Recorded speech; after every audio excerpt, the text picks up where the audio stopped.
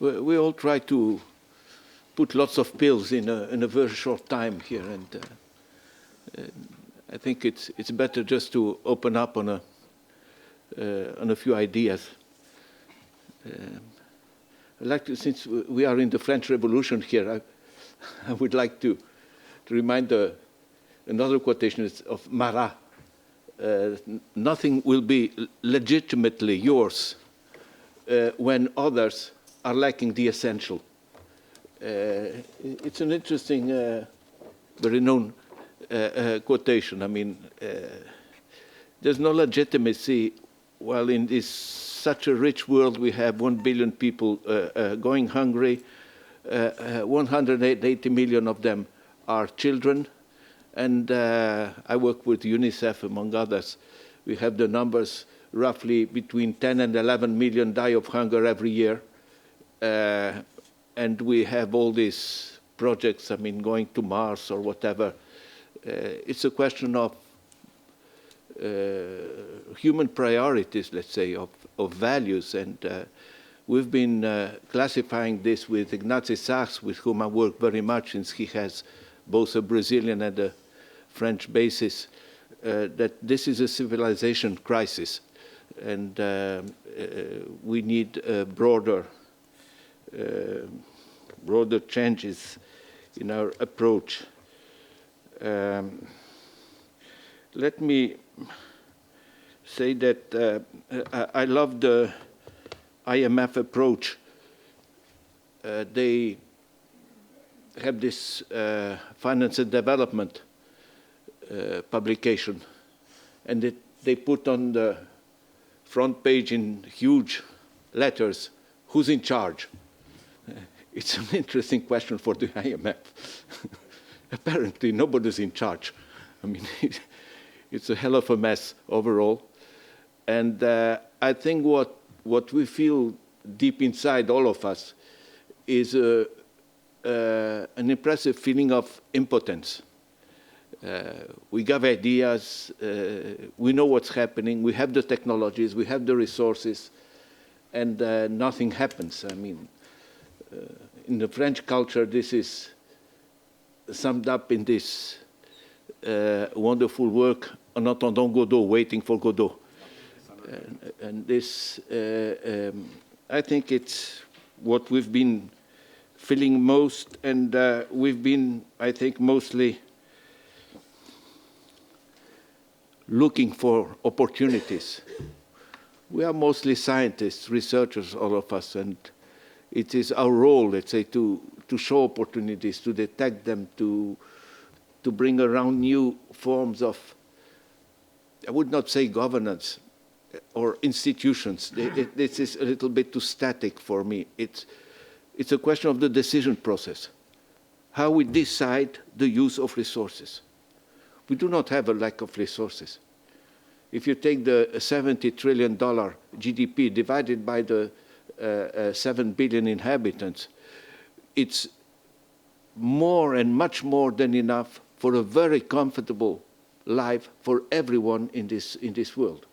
The problem is how we decide on this use of the resource. You make the calculation, it's very simple. It gives you roughly at least more than $3,000 per capita a month. Not per capita, $3,000 per four-member family. So it's not an issue. Only in grain we produce 2 billion tons, and this means roughly 1,000 grams of grain per person, not speaking of potatoes, of vegetables, fruit, fish, etc., etc. I mean, we're a universe of plenty and not making a decent use of what we have.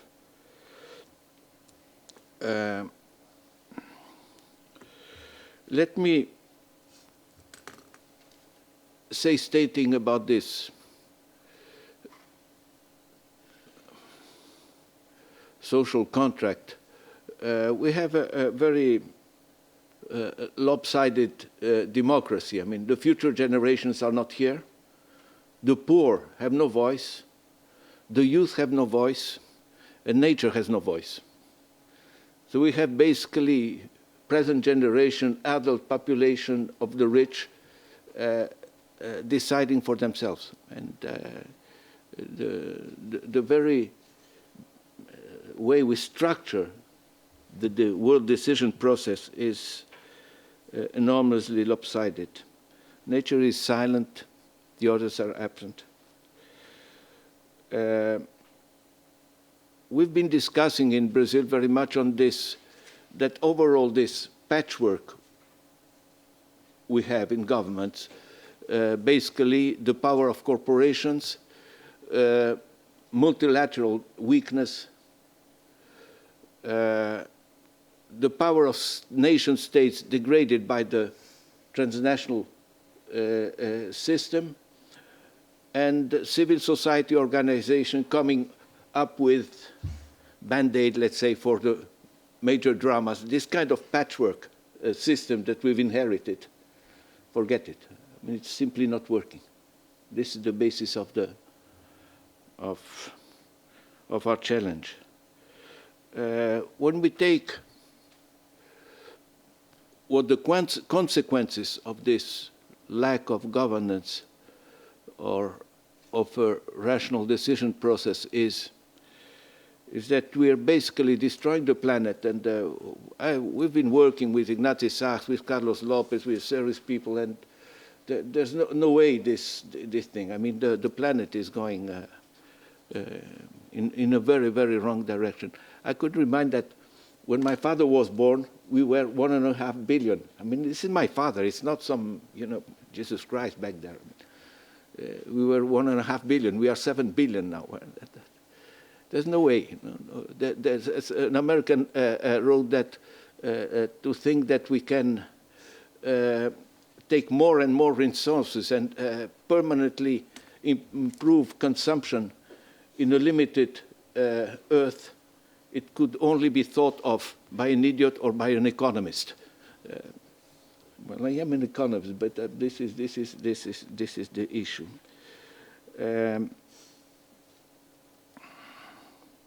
Basically, we're destroying the world. Basically, for a minority, we've seen those figures. This 1% of product going for the lower half of the population, for not lower half, for 1 billion person, and 70% going to the upper billion. I mean, like you said, it's unacceptable. I mean, we have an ethical challenge here that has to be put forward. And we have an illegal economy that has been built in this absence of overall governance, which is simply huge. I mean, with the financial crisis, the numbers are springing up. We have roughly between 20 trillion and 32 trillion dollars in tax havens, which is roughly between 1/3 and 1/2 of world GDP. Our issue is to take all this illegal money, all these illegal resources, and bring them to their productive use, to the planet challenge, and to the inequality challenge, to the social problem and to the sustainability problem. So we have the resources. The lack of control in the financial system is simply, I mean, it's become, you certainly have seen the Swiss Federal Technology Institute research on the 147 major corporate groups they control. A huge part, let's say 40% of the whole corporate economy in the world. There are 147, 75% of them are financial intermediaries. This is the control system. And how do we get back the reins on this, on this process? So this is the, let's say, basically the challenge, the lopsided democracy, the fragile governance, and the fact that we are destroying the planet in the benefit of a minority and not using the huge resources that are in semi-legal or illegal structures. What I think we need is not, of course, we all look for technical solutions, decision process and of the kind. But what we really need is much more political support. We need to make sustainability a mainstream issue, make people feel it. And in all these meetings like ours here and so many that each of us has in his countries, we are speaking to ourselves basically. We have to go much beyond this. This is why I've been working on the opportunities of the knowledge economy, of the connectivity, and all this. This is why I brought this suggestion to François and the people here on the collaboration paradigm and a new pact for the knowledge economy. Well, I am an economist. Basically, knowledge is a different factor of production. It's important to remember that nowadays, any product, if you take this little thing, you may have 5% of raw materials and physical work in this. 95% of the value here is technology, design. It's immaterial factor of production. And the fact that we have roughly 3/4 of the value of goods nowadays based on immaterial factor of production changes overall the laws of economy. Because all what I've studied in the different type of courses I made in economics is how to optimize allocation of scarce resources. Knowledge is not scarce. Knowledge is a factor of production that when you use it, you do not reduce the stock. On the contrary, you multiply it. So the general idea, what I think it is one of the opportunities, but it's a very heavyweight one, is that the knowledge economy is a huge opportunity to democratize society in general. And the challenge we have is to make this understanding of the necessary changes much more general than the scientific community, so as to create a political basis for change. Because if you have the political basis for change and the pressure, the solutions will show up in different ways. So the opportunities of a knowledge-based economy, I think, is one of the ways we can work on. It's not only that we're entering a knowledge-based economy, but also that we've created universal connectivity. Knowledge is immaterial. And since we have the whole world community connected nowadays, and during this decade, there will not be any so poor a corner in the world that the people will not have some kind of tablet, smartphone, whatever. I mean, everybody is getting equipped in this. The prices are falling dramatically. We have now $40 computers and so forth. I mean, the things are going very speedily. And this connectivity is generating a kind, it's one of the issues I've been talking a bit with Harris, which is called the cosmopolitan democracy line of research. Nowadays, any hospital has international connections and technology interactions, and any NGO, any small-scale firm, etc. So instead of depending on governments up there, there is a very strong tissue of interdependence that being created at the base of the society in small-scale issues.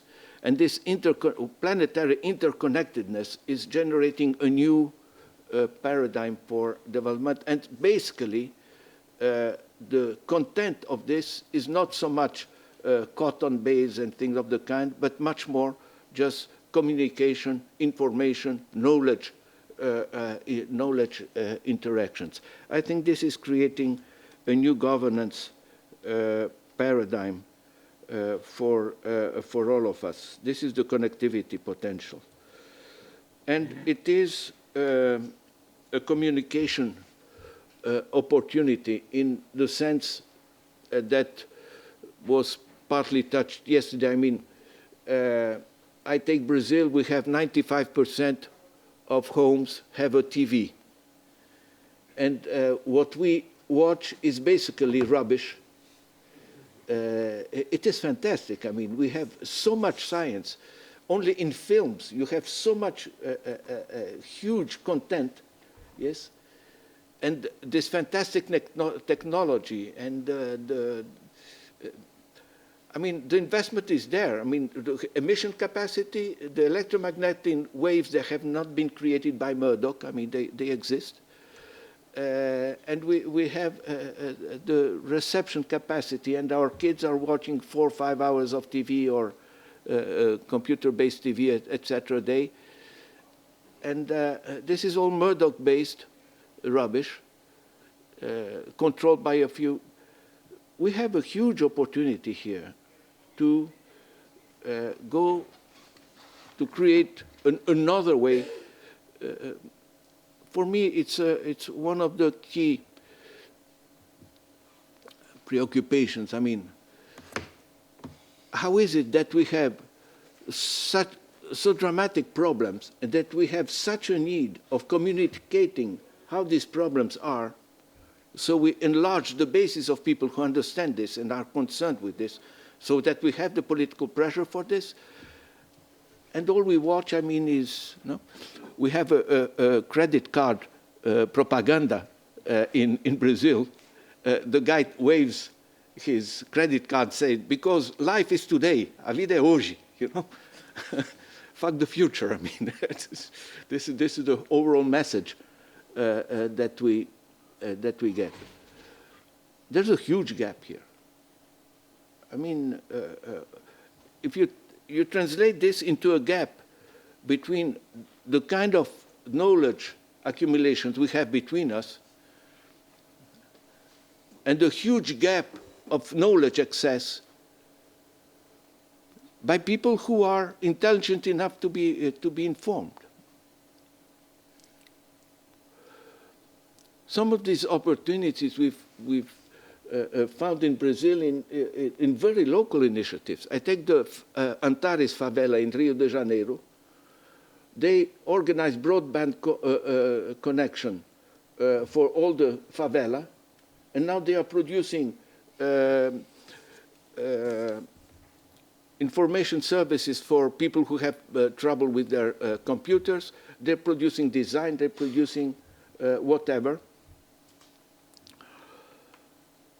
And they had a prize. I was at the prize there, and they made a film on their experience, you know, because they have jobs. And they told before we were waiting for a factory to open up so that they gave us a job. But if we have information, we create our job, because we're going to knowledge society. And he had a very curious, because it was a very social event, you know, and he said, you know, with informations, we are equal. He was a black guy, young, brilliant, you know, a good favela guy. This is true. I mean, you don't need to have the factory in your hand anymore.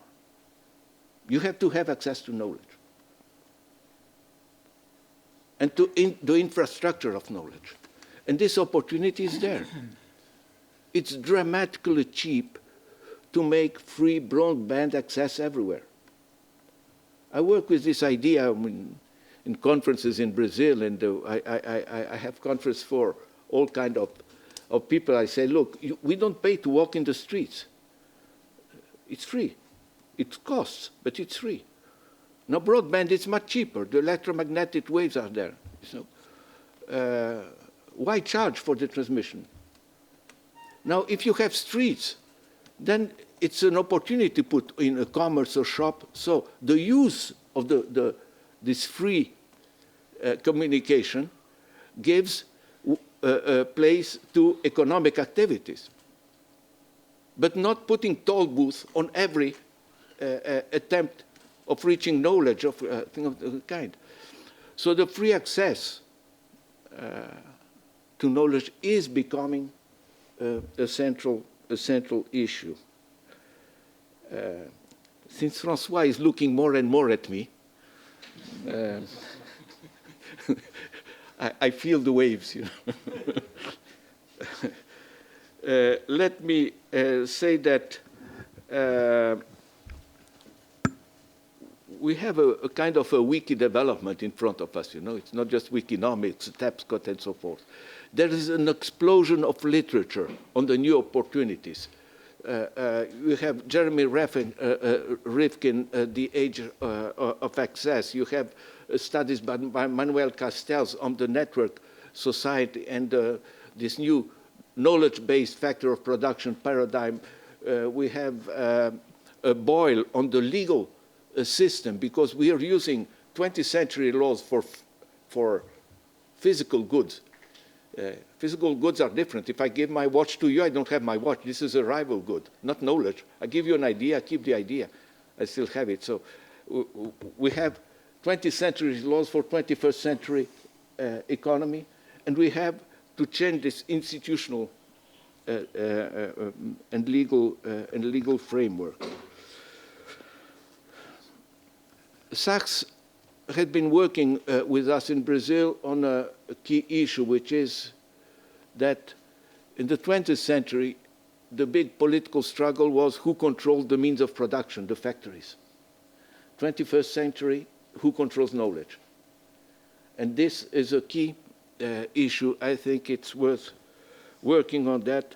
I have all my books and papers online, Creative Commons, free of charge. We're creating the open resources for education in Brazil. I was in China now. China has CORE, China Open Resource for Education. The understanding that access to knowledge makes all the boats go up. I mean, it's a major shift in how you organize economy, and it opens up a process of collaboration. I think we have a huge challenge here for the universities, for us as academics, as researchers. We have to really learn to communicate. I mean, we communicate between us. This is very, very nice, agreeable, but we have to make our ideas to have teeth, so to say. So we gave the instruments to many more people worldwide. We have to create the information basis for change. And this is it.